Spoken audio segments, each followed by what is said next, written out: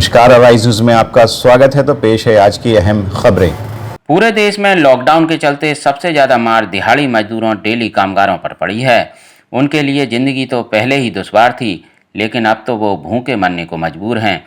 देश में ऐसे कामगारों की बड़ी तादाद है जो दूसरे प्रदेशों में जाकर मजदूरी करके अपने परिवार का पेट पालते हैं, लेकिन अचानक हुई तालाबंदी से उनके सर पर मानो पहाड़ ही टूट पड़ा है। एक तरफ रोजी रोटी का संकट तो दूसरी तरफ मकान मालिकों का किराए के लिए अल्टीमेटम। ऐसे में वो करें तो क्या करें। लाखों की तादाद में ऐसे असहाय मजदूर कई कई सौ किलोमीटर दूर पैदल चलकर अपने घर जाने को मजबूर हैं। उनका कहना है कि कोरोना का तो पता नहीं, लेकिन प्रदेश में वो भूख से जरूर मर जाएंगे। इंटक के अध्यक्ष दिनेश शर्मा सुंदरियाल कहते हैं कि अगर सरकार ने समय रहते इन मजदूरों की व्यवस्था की होती तो उनका ऐसा हाल नहीं होता। सबसे बड़ी मार इन लोगों के साथ हुई है जो फैक्ट्री मालिकों ने इनका वेतन, इनका मेहनताना इनको बिना बताए इनको घर से बाहर से निकाल दिया। होटल वालों ने निकाल दिया। जितने ये काम कर रहे थे भट्टे पे, उन भट्टे वालों ने निकाल दिया।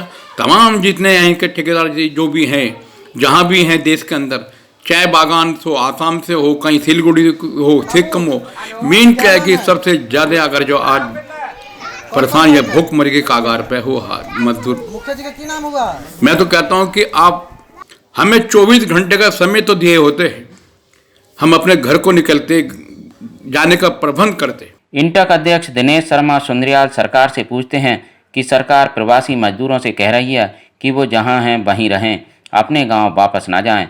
क्या उसने इन मजदूरों के रहने खाने का कोई इंतजाम किया है? लॉकडाउन के चलते भूख और पैदल चलकर कितने ही मजदूरों की जान चली गई।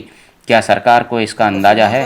इंटक अध्यक्ष कहते हैं कि जब सरकार को कोरोना वायरस के बारे में पहले ही पता था और उन्होंने खुद भी सरकार को कोरोना की भयावह तस्वीर के बारे में बताया था, लेकिन इस लापरवाह सरकार ने उनकी एक नहीं सुनी। वो तो केवल एनपीआर और एमपी में कमलनाथ सरकार को गिराने में लगी रही। कुछ लोग माननीय प्रधानमंत्री जी अपने घर नहीं पहुंच पाए, बारिश में मर गए।